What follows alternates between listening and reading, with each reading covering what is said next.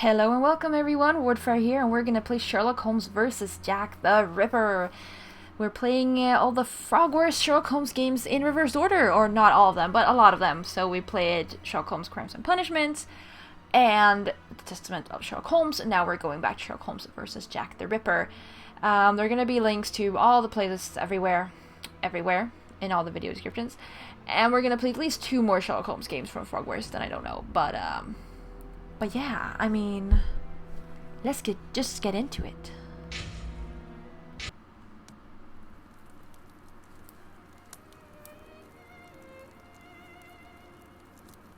In the name of my health and yours, Holmes, stop smoking so much.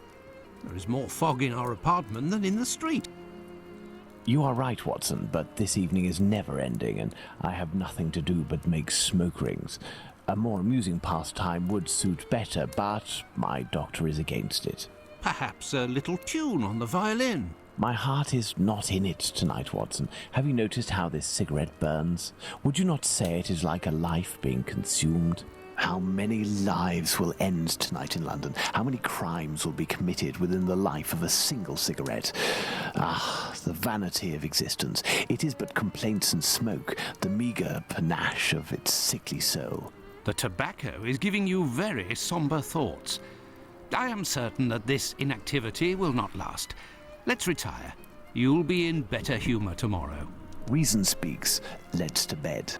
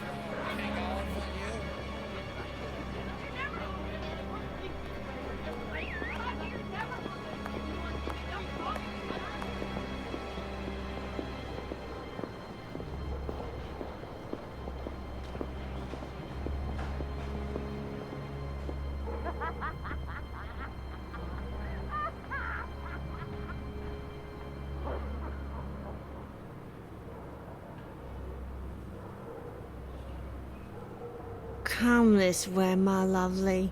We'll have a right good time. Wait, let me help you. Oh, it's my hair that pleases you.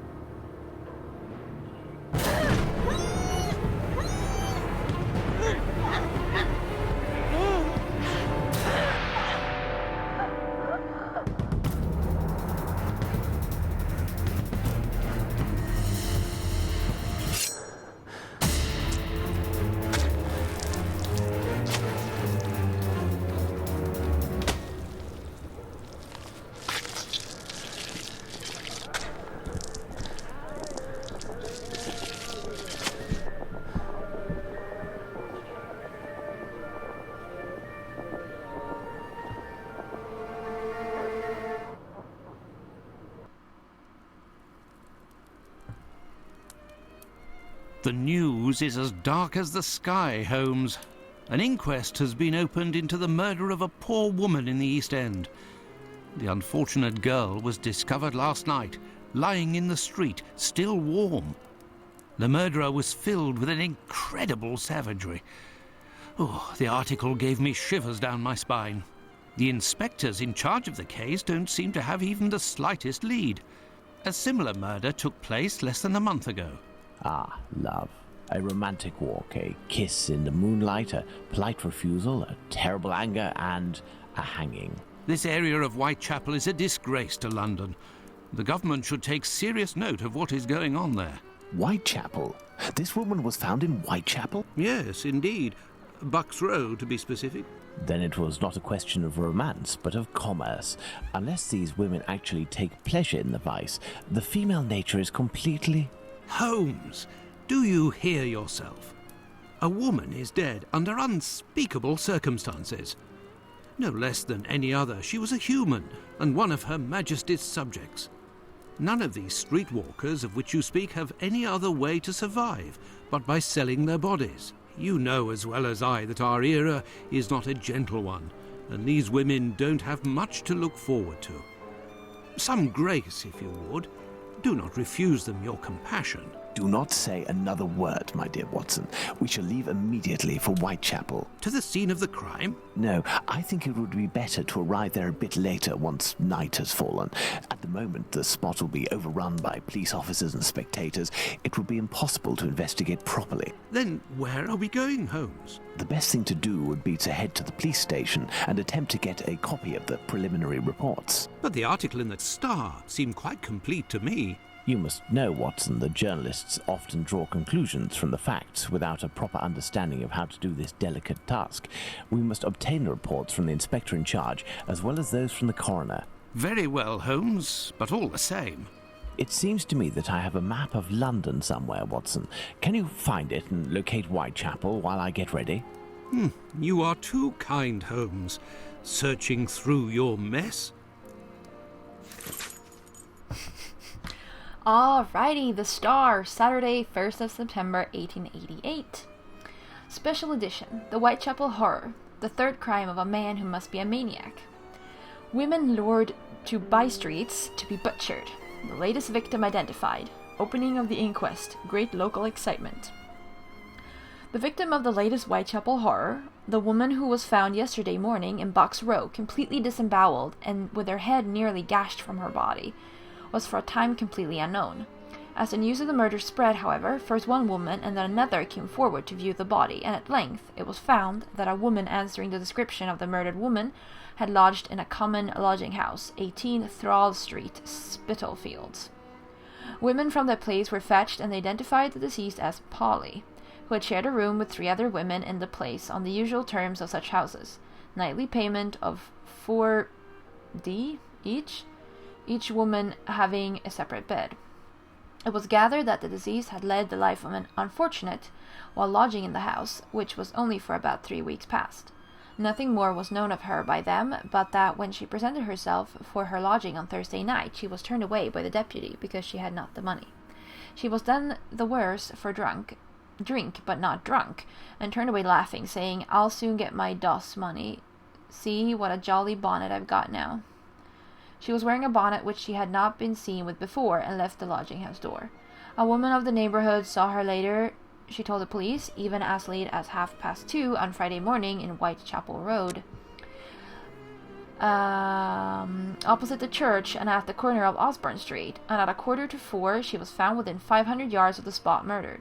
The people of the lodging-house knew her as Polly, but at about 7:30 last evening, a woman named Mary Ann Monk, at present an inmate of Lambeth Workhouse, was taken to the mortuary and identified the body as that of Mary Ann Nichols, also called Polly Nichols. She knew her, she said, as they were inmates of the Lambeth Workhouse together in April and May last, the deceased having been passed there from another workhouse. On 12th of May, according to Monk, Nichols left the workhouse to take a situation as servant at Ingleside, Wandsworth Common. It afterwards became known that Nichols betrayed her trust as domestic servant by stealing £3 from her employer and absconding. From that time she had been wandering about. Monk met her, she said, about 6 weeks ago, and herself out of the workhouse, and drank with her. She was sure the deceased was Polly Nichols, and, having twice viewed the features as the body lay in a shell, maintained her opinion. There's a terribly significant similarity between this ghastly crime and the 2 mysterious murders of women which have occurred in the same district within the last 3 months. In each case, the victim has been a woman of abandoned character. Each crime has been committed in the dark hours of the morning, and more important still, as pointing to one man, and that man a maniac, being the culprit. Each murder has been accompanied by hideous mutilation. In the second case, that of the woman Martha Turner, it will be remembered that no fewer than 30 stabs were inflicted. The scene of this murder was George Yard, a place appropriately known locally as the slaughterhouse. As in both other cases, there was in this not the slightest clue to the murder. No one was known to have any motive for causing the woman's death. She was parted from her husband and had lived with a man named Turner, but the searching coroner's inquiry revealed nothing connecting either with the crime. It was fancied that some of her many wounds had been caused by a bayonet, and she was said to have been seen with a soldier shortly before her death. Some soldiers were paraded at the tower, and one was said to have been identified by a policeman as having been one waiting about George Yard just about the time of the murder, but nothing came of it. The first murder, which, strangely enough, did not rouse much interest, was committed in Osborne Street. The woman in that case was alive when discovered, but unconscious, and she died in the hospital without recovering her senses. Consequently, she was unable to whisper a word to put the police on the track of her fiendish assailant, and her murder has remained a mystery. All three crimes have been committed within a very small radius. Each of the ill-lighted thoroughfares to which the women were decoyed to be foully butchered are off turnings from Whitechapel Road, and all are within half a mile. The fact that these three tragedies have been committed within such a limited area and are so strangely alike in their details is forcing on all minds the conviction that they are the work of some cool, cunning man with a mania for murder.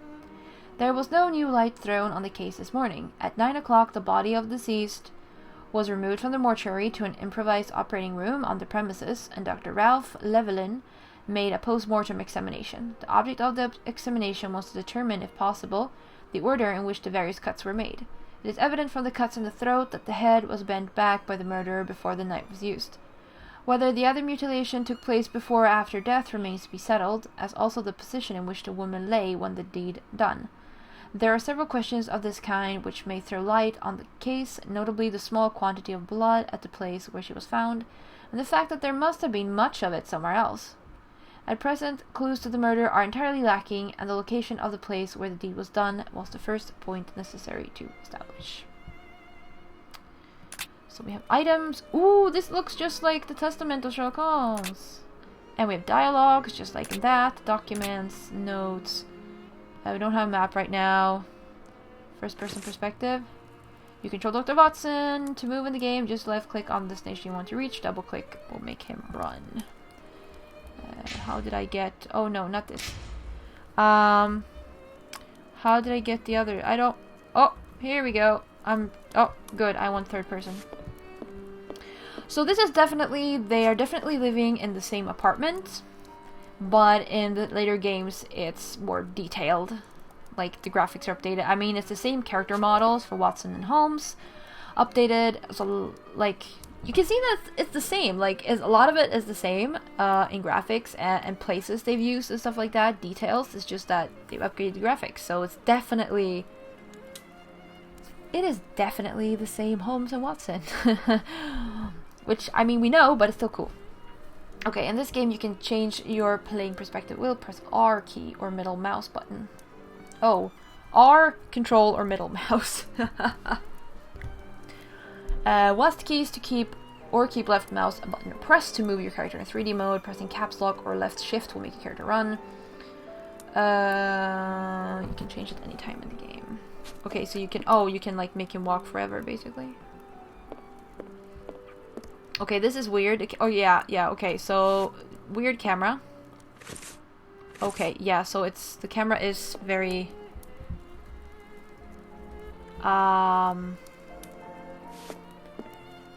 decided or whatever. Okay, I can't even get... Oh, okay. I could. Never mind. Okay, here we go. Okay, so this is gonna be interesting with this camera.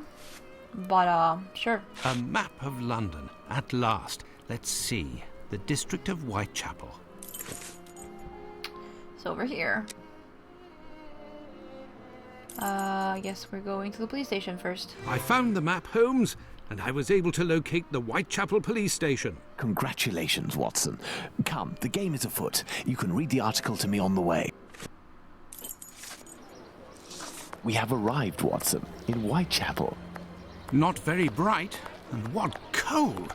Brr, a typical London morning. Come, Watson, let's find this police station. I gotta say I like Holmes's voice in this version, though.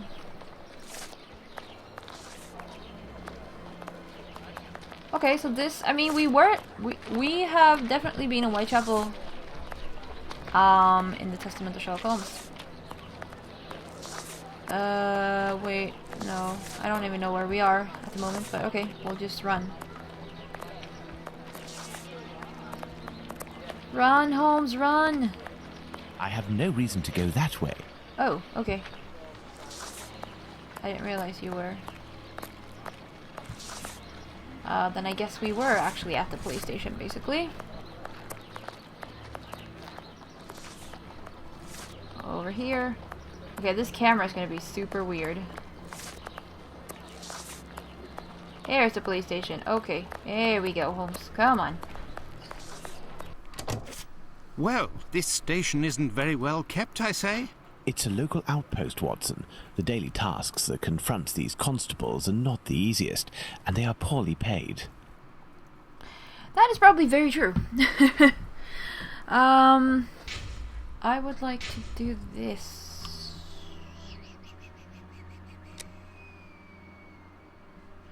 Seems like their voices are very loud. But okay, cool.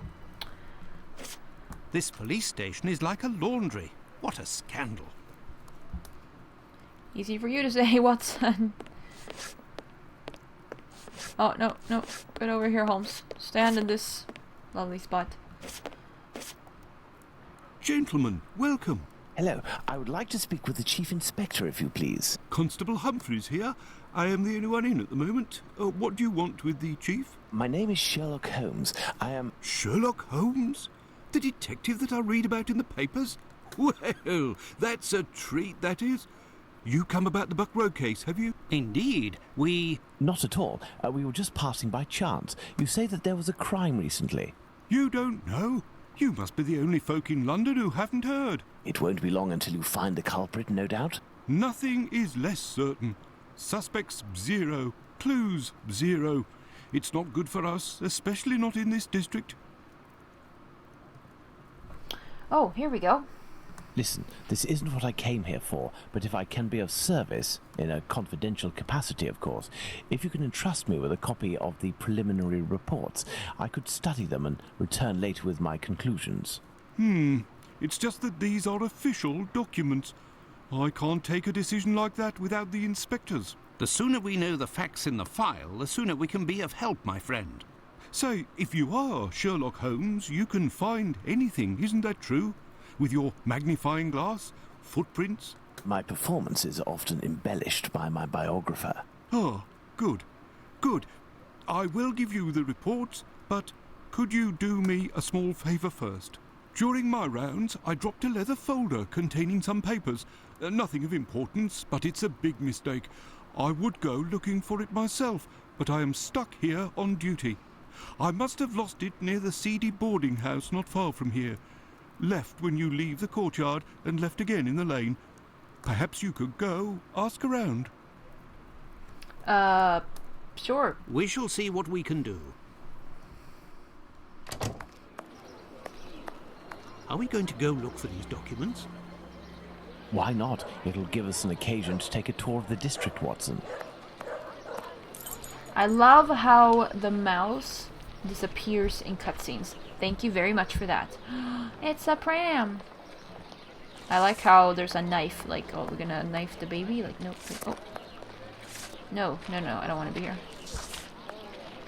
Come on, Holmes. We're gonna have a fun time with the camera angles here, because I can't do anything about them. Well, I mean, you can be first person, I guess. I guess technically that would be easier, actually, in this game. Oh, left again? Here we go. Hello. Good day, sir. You wouldn't happen to have seen a leather folder on the ground around here, would you? Good day, gentlemen. Finley, caretaker of this building. Here to serve. And yes, less than an hour ago. But some of the local urchins picked it up and God only knows where it might be now. That's unfortunate. This police bag contained documents that the local police will miss. You're inspectors. Not at all. I am Dr. Watson, And this is Sherlock Holmes, the detective. Sherlock Holmes, the great detective. You must be here about last night's murder. Have you discovered the identity of the poor woman? Indeed, I'd only to read the papers. Mine is dated from this morning, and it does not say who it is. I'm not really engaged in this case, but if I can help the police, I will do so willingly. Oh, to be sure. I've been told that Inspector Aberline is in charge. A very capable man. So, according to you, I have no chance of finding this folder then? Indeed. But I, on the other hand, should be able to find it. Do me a favour in exchange. A vagrant comes almost every night to sleep in one of the nooks not far from my windows. He coughs, howls, sometimes even sings. He's quite hefty and I don't dare approach him. I've lost 3 tenants because of him. If it's you who speaks to the police, they will take this matter more seriously. Tell them about the captain. They'll know who you're talking about. In the meantime, I'll find your police bag. Okay. East London Advertiser. Another Whitechapel mystery, horrible murder in Box Row. Scarcely... Okay, I'm not gonna read all this again, but I think it's basically the same thing, it's just that they don't know who it is. Scarcely has the horror and sensation caused by the discovery of the murdered woman in Whitechapel some short time ago had time to abate when another discovery is made, which, for the brutality exercised on the victims, even more shocking, will no doubt create as great a sensation in the vicinity as its predecessor. Okay, I probably am gonna read all this, so sorry. The affair up to the present is enveloped in complete mystery, and the police have as yet no evidence to trace the perpetrators of the horrible deed. The facts are that Constable John Neal was walking down Bucks Row, Thomas Street, Whitechapel, about 3:45 on Friday morning, when he discovered a woman between 35 and 40 years of age lying at the side of the street with her throat cut right open from ear to ear, the instrument with which the deed was done traversing the throat from left to right. The wound was about 2 inches wide, and blood was flowing profusely. She was discovered to be lying in a pool of blood. She was immediately conveyed to the Whitechapel mortuary, when it was found that besides the wound in the throat, the lower part of the abdomen was completely ripped open, with the bowels protruding. The wound extends nearly to her breast, and must have been effected with a large knife. As the corpse lies in the mortuary, it presents a ghastly sight. The victim seems to be between 35 and 40 years of age, and measures 5 feet 2 inches in height. So, what is that? Fairly sure? No, wait. Man, I don't know my feet and inches. Oh, yeah. The hands are bruised and bear evidence of having engaged in a severe struggle. There's the impression of a ring having been worn on one of the deceased's fingers, but there's nothing to show that it had been wrenched from her in a struggle. Some of the front teeth have also been knocked out, and the face is bruised on both cheeks and very much discolored. Deceased wore a rough brown ulster with large buttons in front. Her clothes are torn and cut up in several places, bearing evidence of the ferocity with which the murder was committed. The only way by which the police can prosecute an inquiry at present is by finding someone who can identify the deceased, and then, if possible, trace those in whose company she was last seen. In Bucks Row, naturally, the greatest excitement prevails, and several persons in the neighborhood state that an affray occurred shortly after midnight, but no screams were heard, nor anything beyond what might have been considered evidence of an ordinary brawl. In any case, the police, unfortunately, will have great difficulty in bringing to justice the murder or murderers. Great fire at the London warehouses! A fire broke out shortly before 9 o'clock on Thursday night in one of the huge warehouses of the London warehouses. The warehouses were closed as usual at 4 in the afternoon, and there are then few persons except the night policemen and firemen left on the premises. At about 8:30, a smell of fire was noticed, and shortly afterwards there was an immense burst of flames from the top of one of the vast buildings right in the center of the warehouses. The volume of the fire was terrific, but at 9 o'clock the authorities of the fire brigade had heard nothing of the occurrence. Shortly afterwards, an alarm was given at the Whitechapel station, and the officials of the brigade instantly ordered every steamer to proceed to the scene, and circulation of the news amongst the other stations caused steamers to be sent on from every district in London. On arrival of the engines, it was found that a fire of enormous strength was raging in the upper floors of a great building about 150 yards long and half as broad. The flames could not have broken out in a more dangerous part of the warehouses than the site of this fire, the South Quay warehouses. They were crammed with colonial produce in the upper floors and brandy and gin in the lower floors. Through the great iron-barred windows, the fire could be seen raging like a furnace, and the enormous tongues of bluish and yellowish flames, which constantly burst up with great roars, pointed to the fact that spirits were aiding the progress of the flames.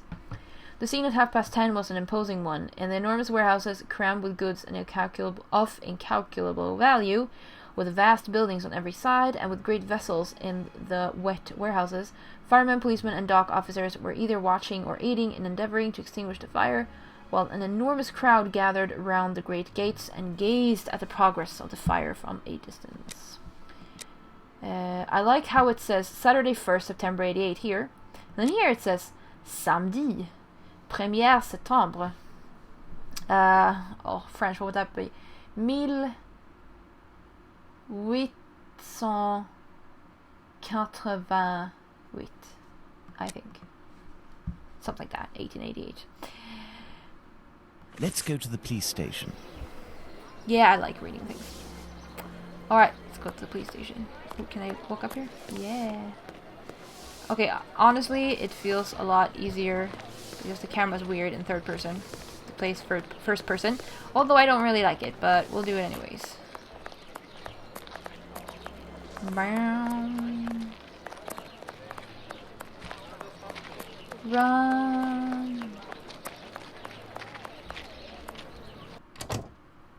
Hello. So, gentlemen, have you found my police bag? Not quite yet. Do you know a vagrant who goes by the name of the Captain? Captain? Yes, an old sailor, strong as a Turk and tattooed from head to toe. The drink has turned him into a derelict. He appears to be causing some problems for the caretaker of the building at the end of the street. What do you want us to do? Every night, stairwells, halls and porches become public dormitories, and people don't only come to sleep. I believe this man has a niece who puts him up sometimes. Her lodgings are in Commercial Street, right after the alley with the boarding house. You won't forget my folder, will you? Okay.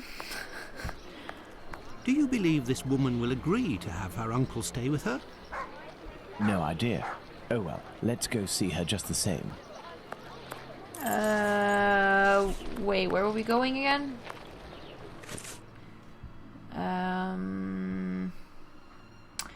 Are in Commercial Street, right after the alley with the boarding house. Okay. We'll run to her then. Ooh. Hey, you have a pretty cool outfit. Sorry.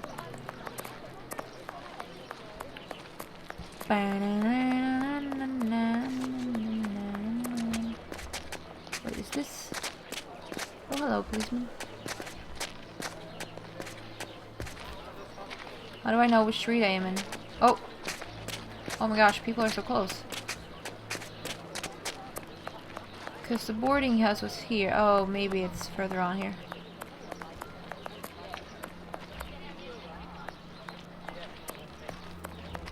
Batty Street. There. This is where the niece of the captain must live. Okay. Hello.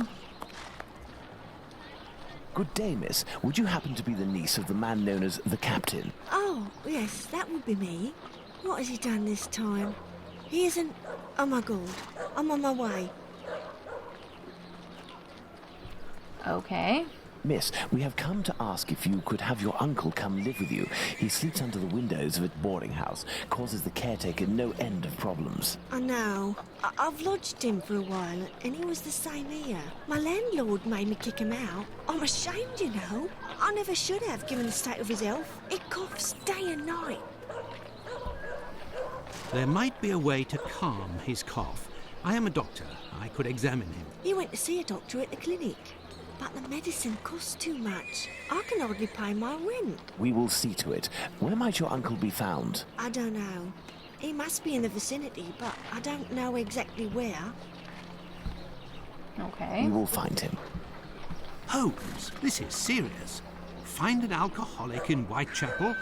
A needle in a haystack would be easier. Come, dear doctor, let's trust to our lucky star. Moreover, we also have our informers, remember? Are you referring to those brats to whom you are always giving charity? Exactly, my secret police.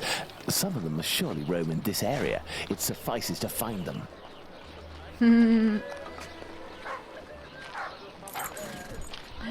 Wiggins! Are you Wiggins? Are you Wiggins? Hello, young man. How are you? I recognize him.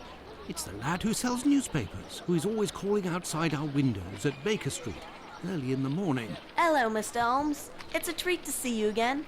What can I do? Is it Wiggins? Would you happen to know an old sailor who goes by the name of the Captain?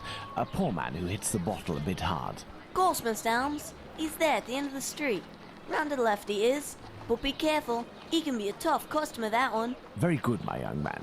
The doctor will give you a little something. Watson? Huh? I say, Holmes? Is he always such a skinflint with you, Mr. Holmes? Well, thanks to you, Mr. Holmes. Anytime you need me.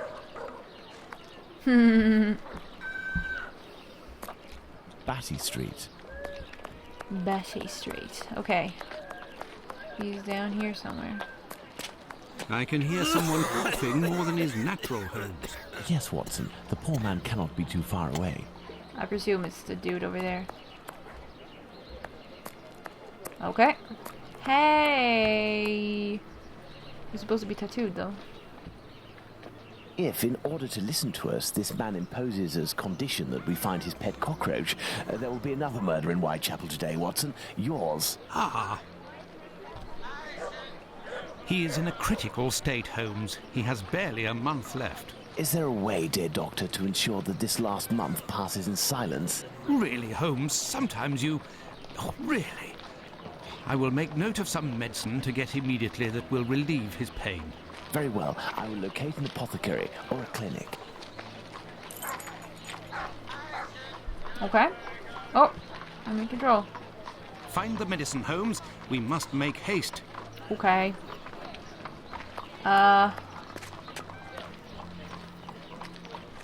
Map. Clinic. Lucy's lodgings. Dead end. Boarding house. Okay, here, clinic. Whoa. I'm not sure I could have walked here, but... Hey! I know where we are! Oh my god, this is the same clinic as in the Testament of Sherlock Holmes! And this is the same... This is the same churchyard! I mean, they rebuilt it a bit, but...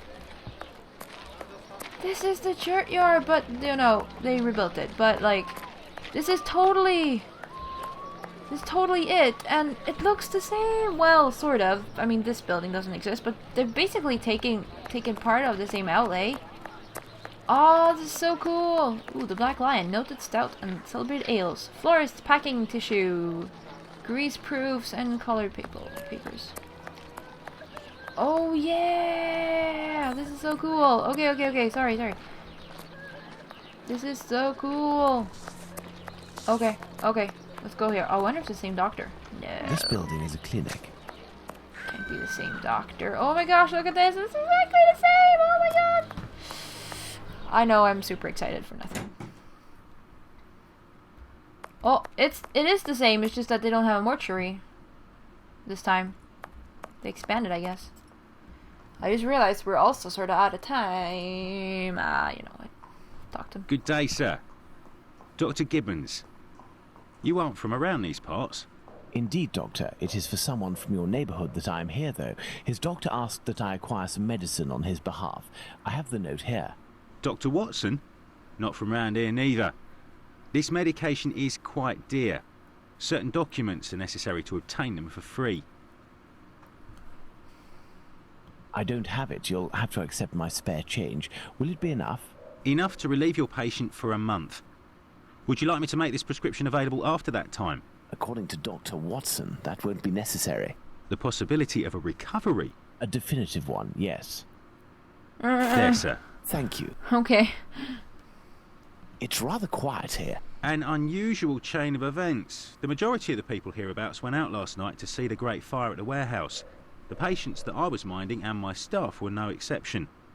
The former were dramatically healed, and the latter ended up sick. And with the murder last night, most of the people who weren't working wandered over to the scene of the crime. Their little aches and pains will wait until tonight or tomorrow. A squalid murder, it would seem. Just like what this area has become. Haha. My thanks, Doctor. Not at all. Okay, it's not the same doctor, but... Oh, it's so cool. There's like the same clinic. Or whatever. Oh, it's so cool. Oh, so cool, so cool, so cool. But... I think we will save and take a little break here. You really want to save your game? Ah, yeah, why not? You know. Whatevs. Okay, anyway, so yeah, we're playing Sherlock Holmes versus Jack the Ripper. Excited! We'll see how I fare with playing a first person, but you know. Anyways, thank you all very much for watching. Hope you're enjoying the game so far, and you know, I'll see y'all later.